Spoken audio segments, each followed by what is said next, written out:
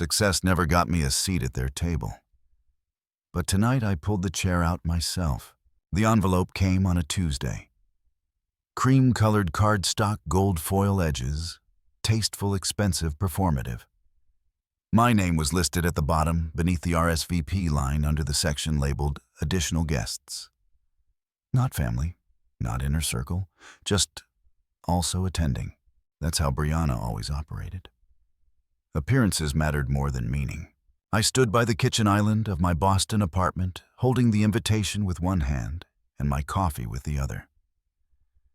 The city skyline stretched beyond my windows, sharp, clean, real. Not like the world I'd grown up in, where titles were earned at dinner tables and lost behind closed doors. I hadn't spoken more than 20 words to my parents in the last 3 months. And most of those had been said through clenched teeth. But here it was, an invitation to Brianna's 38th birthday dinner.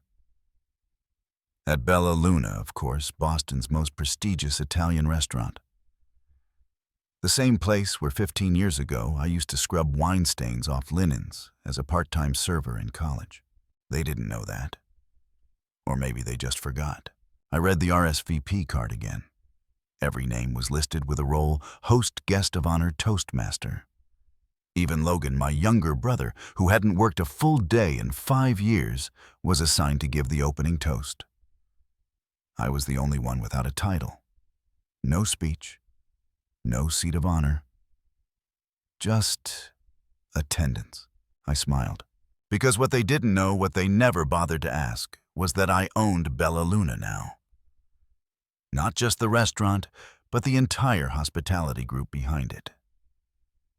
37 venues, a dozen chefs with Michelin stars, and a reputation built over a decade of working quietly, relentlessly, without the approval of the people who never thought I'd become anything.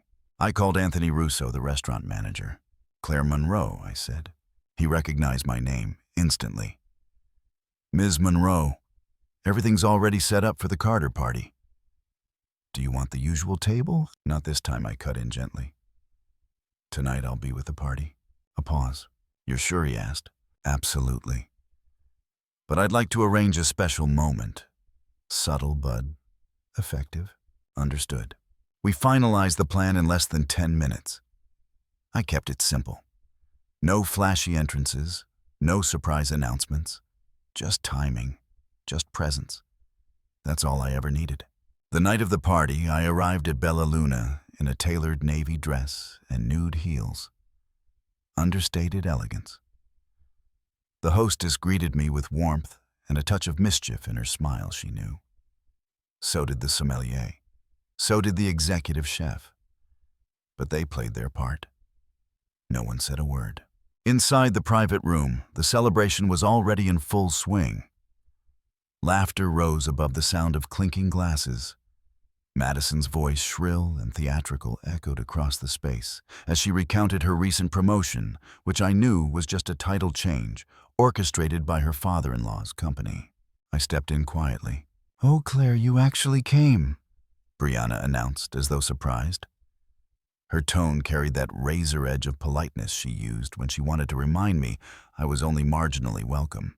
"Happy birthday, Brianna," I said with a calm smile, holding out a small, neatly wrapped gift. She air-kissed my cheek and turned immediately to gesture toward the far end of the room. "We've got you right over there," she said sweetly. "With the kids." The kids' table, literally. A round table in the corner, surrounded by my cousin's children, none of them over 12. My name card was placed beside a cup of crayons and a folded paper napkin shaped like a rabbit. Laughter bubbled around the main table. My parents didn't look up. Logan glanced at me, then away. Only my niece Ella gave me a small, uncertain smile. I walked to the kids' table. "Hi there," I said, gently sliding into the empty seat. The children blinked at me, slightly confused, then went back to their screens and pasta. I pulled out my phone and sent a short text, "Time for the welcome." Less than a minute later, the double doors opened and Anthony entered with a silver tray held high. Behind him was a line of servers holding flutes of champagne. "Good evening, everyone," he announced, his voice calm but commanding. Bella Luna would like to extend a very special welcome to one of our most distinguished guests tonight. Please raise your glasses as we honor him. Brianna was already preening. Miss Claire Monroe, owner of the Mitchell Hospitality Group and the driving force behind our success. The champagne froze mid-air. Heads turned. Forks dropped. Even Brianna's lip gloss couldn't cover the way her mouth parted in silent disbelief. I stood slowly. "Yes," I said, accepting a glass from Anthony. I figured it was time I joined the table, not just attended it. You could have heard a pin drop. From the corner of my eye, I saw my mother's hand go to her pearls, a habit she had when she was stunned. My father's brow furrowed in confusion. Logan looked like someone had just shaken him awake. Brianna's eyes were wide, her cheeks drained of color. I didn't gloat, I didn't explain, I didn't need to, because sometimes the most powerful statement is not what you say, but the way you stand in a room that once tried to shrink you.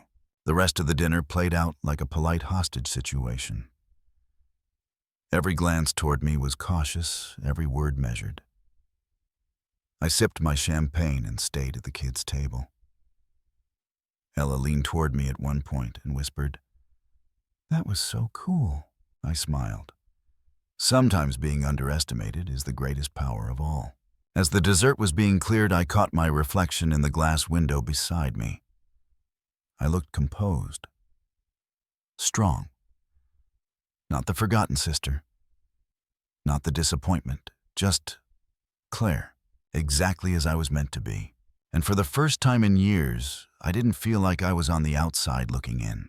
I felt like the one who had finally locked the door behind her. The moment I stepped into the private dining room of Bella Luna, it was as if every polite smile had been rehearsed to hide the same old judgment. The lights shimmered off crystal glasses and white tablecloths. But underneath all the glamour was the same brittle family tension I'd grown up navigating. Madison's laugh, sharp and deliberate, cut through the music as she stood at the center of attention in a scarlet gown. My parents were already seated beside her, talking with James about some new condo project he had half-funded and fully exaggerated. I walked in silently, my black dress quiet in tone, but tailored to power. "Claire," Brianna called out with mock enthusiasm.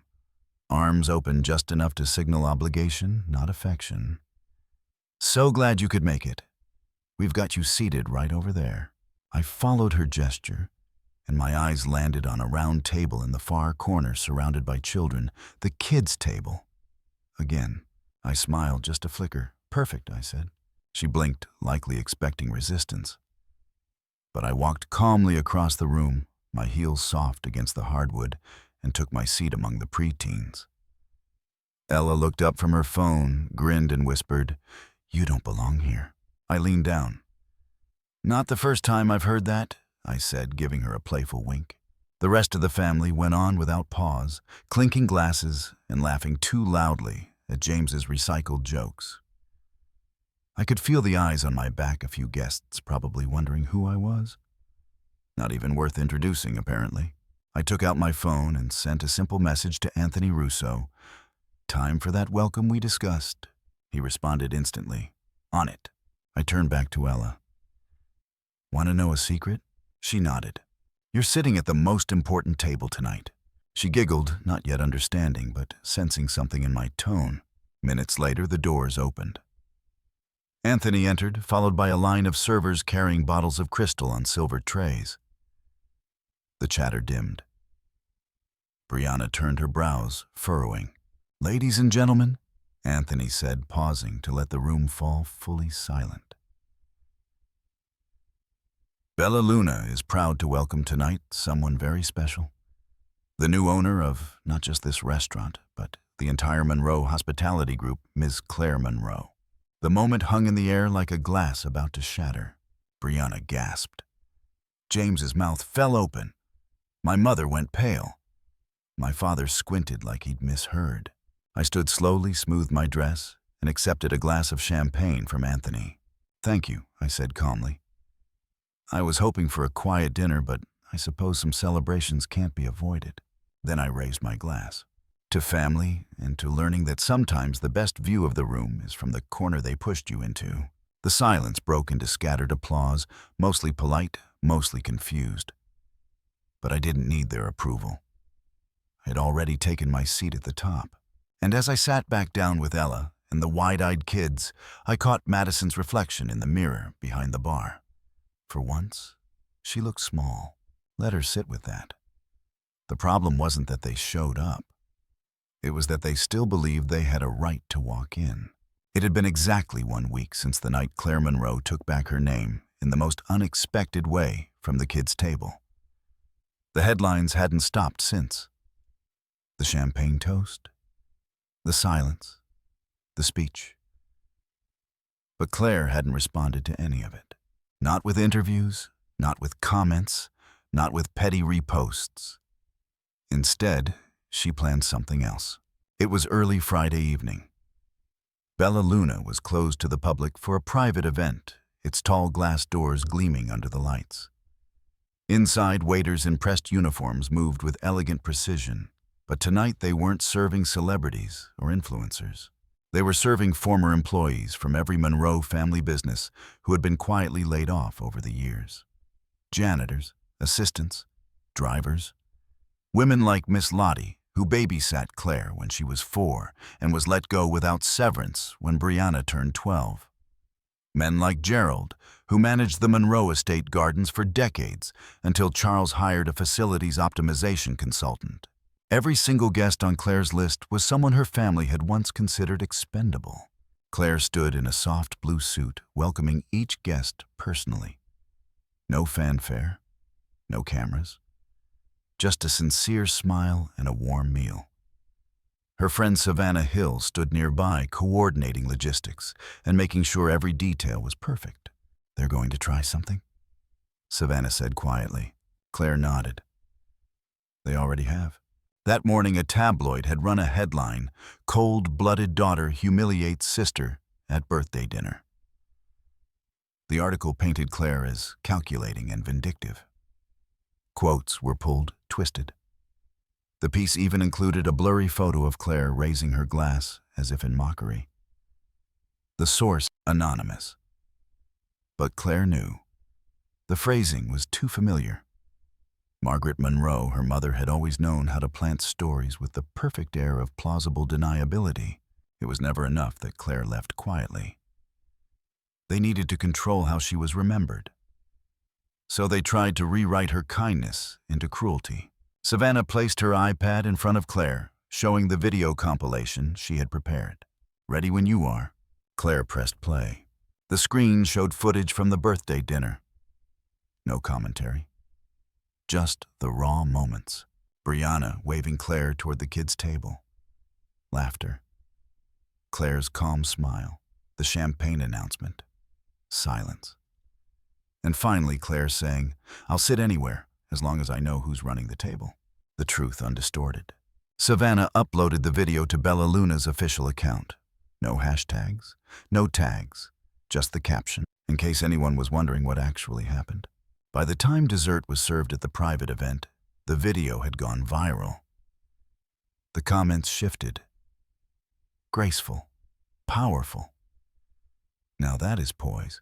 Then came the second release, a new headline this time from a respected local journalist. "Restaurant owner hosts private dinner for workers forgotten by wealth." The article included interviews from guests, many of whom teared up, describing how Claire had remembered them by name. How she had invited them back into a place they never expected to return to with dignity. Meanwhile, the Monroe family remained silent, not by choice. Anthony Russo, Bella Luna's manager, had sent them a message the night before. In light of recent misuse of media influence, the Monroe family's reservations are temporarily suspended pending policy review. The guest list had changed. Permanently. Claire and Savannah sat on the terrace after the dinner, the city lights reflecting in their wine glasses. "Do you think they'll respond?" Savannah asked. Claire looked out at the skyline. "If they do, I won't be listening." Savannah smiled. They never saw it coming. "They never even saw me," Claire said, "until now." And that was the truth. For years, Claire had been the background blur in her own family's portrait. Quiet, dependable, dismissed. But now the picture was different, and the frame was hers. Because when you tell the truth silently, the world hears it louder than any scream. The letter came in a cream-colored envelope, with gold trim, the kind Claire recognized from decades of family Christmas cards. Inside, a note written in her father's looping cursive. Claire, let's meet. Just us. No drama. We need to come back together as a family. You know where to find us. Dad. Attached was a slim, antique key. Brass, ornate. The kind that unlocked the sitting room cabinet in the old family lake house, the one they used to call the quiet room. Claire stared at it for a long moment before setting it on her desk. Across the room, the view of the Charles River shimmered in the afternoon light. Below her, the operations of Mitchell Hospitality Group flowed with seamless grace teams. She had trained systems, she had built visions, she had earned. Her office reflected that same sense of quiet strength, polished walnut shelves, clean lines, one framed photo of her and Ella at the Bella Luna charity dinner. That morning she had received another message. Brianna. The voicemail was carefully scripted, coated in remorse, but thinly veiled with convenience. Claire? Her sister's voice chimed. I think we should let the past go. Honestly, I miss you. James and I were thinking, maybe we could collaborate. We've had some rough spots lately. But together we could really grow. Claire didn't need to read between the lines.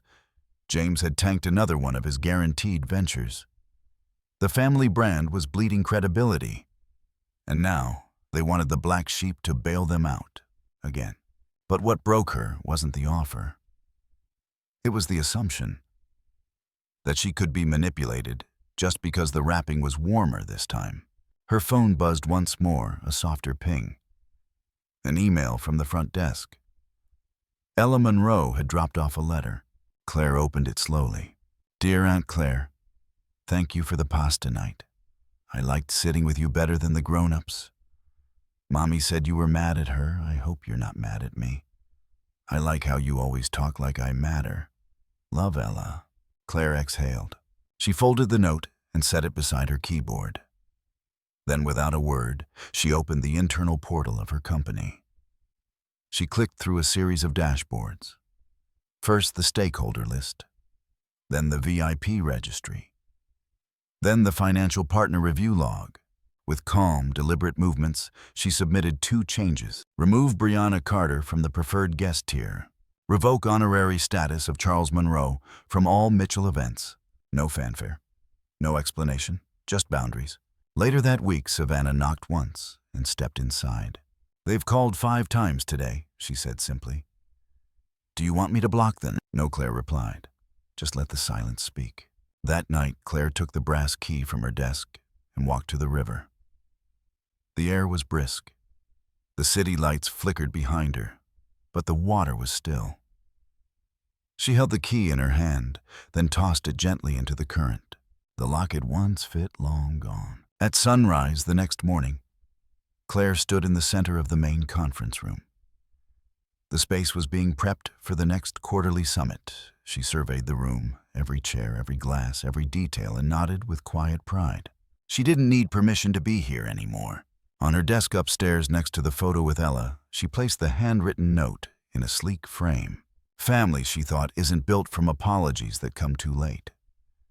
It's built from the ones who never made you beg to belong in the first place.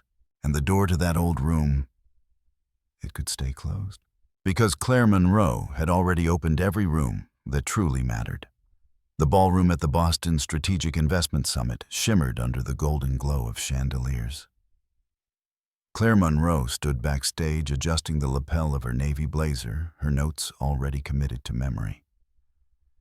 This was no ordinary keynote. Today she wouldn't just talk about numbers, forecasts, or portfolio trends. Today she would talk about truth, the kind that could no longer be sold off. 2 months had passed since she declined her family's veiled plea for a financial lifeline.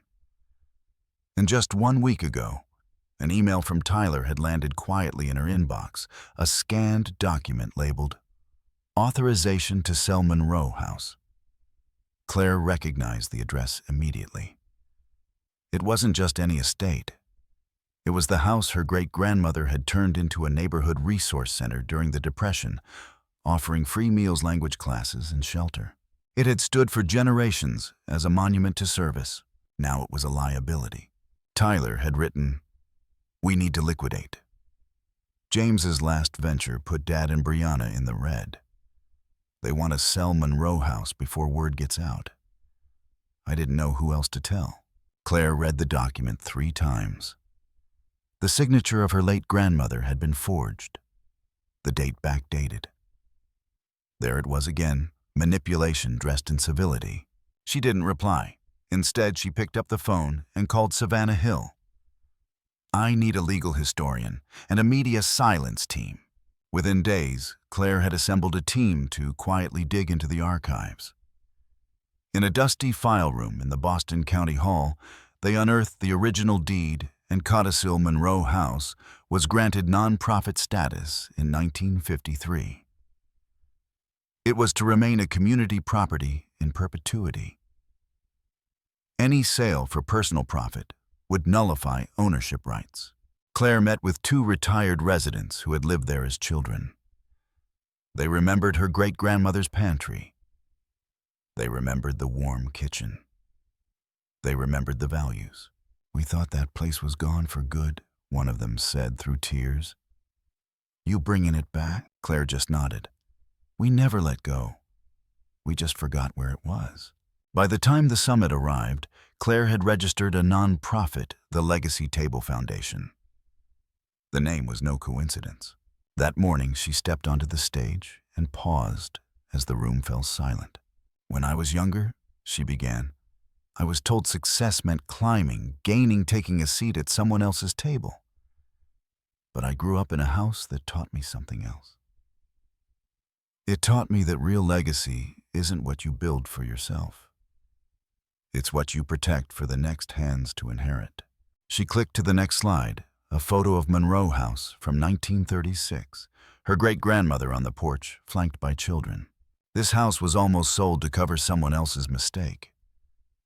But we found the original documents. We restored the non-profit charter. And as of this morning, Monroe House is officially the first hub of the Legacy Table Foundation, a space for youth development, community meals, and women-led entrepreneurship. A wave of stunned silence swept the room, then applause. Not performative, not polite, earnest. Later that afternoon, news outlets picked up the announcement.